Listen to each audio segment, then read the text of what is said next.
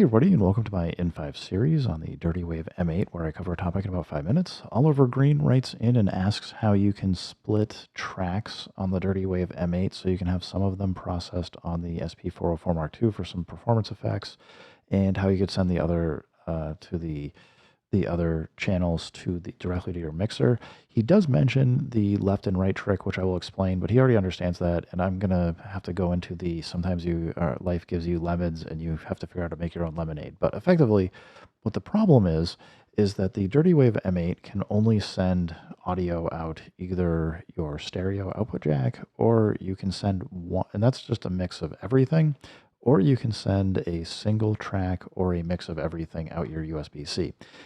Getting one track out isn't really going to be enough for what I think most people are looking for, but I do have a previous video showing how to do that if you're interested. That said, a very old trick for being able to basically do this kind of separation is to come in and basically separate the channel. So right now I've got the output from here going to the input on the Sp404 Mark II, and if I play it, I do actually have some stereo imaging going on here. You might not be able to hear it unless you got headphones, but I could just unplug the right channel, and it's basically just taking the left channel and applying it to both channels now, which for most cases is fine if you're okay with losing your stereo imaging and stereo field. Now, if you've panned things like your drum, like your snares panned a little bit left and your hats panned a little bit right, or crashes or whatever, this might become a real problem for you because you're going to lose that stereo field imaging, or you might actually just lose some of the instruments. For example, if I come in here and this is my kick for this track, well, if I go pan it all the way right and then hit play,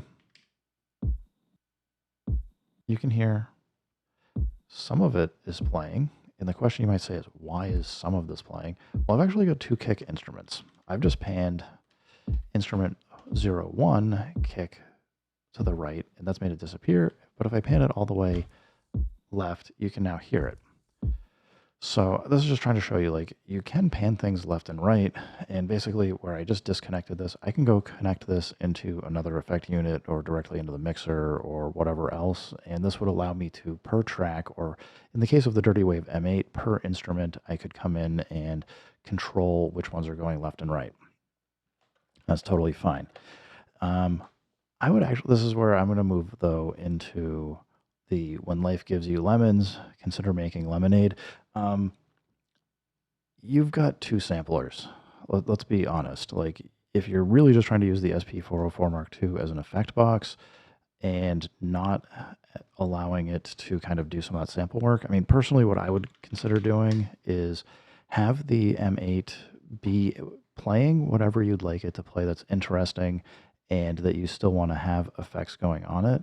So, if you have, if you've got like interesting chops and slices and stuff that you want to do here, absolutely do it here. Just know that it's going to go through your effect chain on the Sp404 Mark II.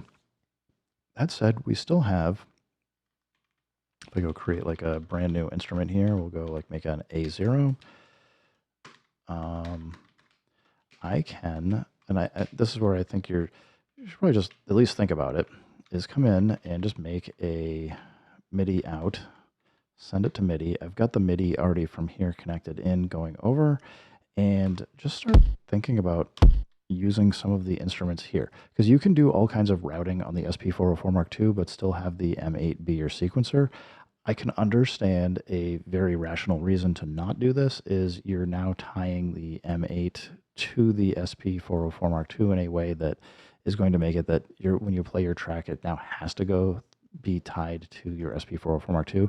But you could still take the time and effort, for example, to take each of your banks and just set up like a kit where you just set up all of these notes. I'm just going to do 8 of them, but you could go have it take all of these, record it out to a new instrument. Let's say do L16, doesn't matter, but take this, resample it back in, make a new instrument that just has those sounds so that you then can choose what instrument is being played. So like in this case, I could just come out and make a sampler. I could go, either record all these things. Like I could just hit record. I'd actually have to hook the output up. So, duh me. But I hope you get the idea. I would really consider doing that because then you can just play around with the sounds, but then you could still on the SP404 Mark II after you switch things out, decide what the routing is. Does this sound a little bit more complicated than probably what you're trying to do? Absolutely. But I don't, the only other options that come to mind would be get a second Dirty Wave M8, which maybe is not in your budget, but I mean, you could do that and you could sync the two together and then be able to play, have one connected into the SP404 Mark II, then have that routed back into the M8. The second M8 that's playing unaffected sounds.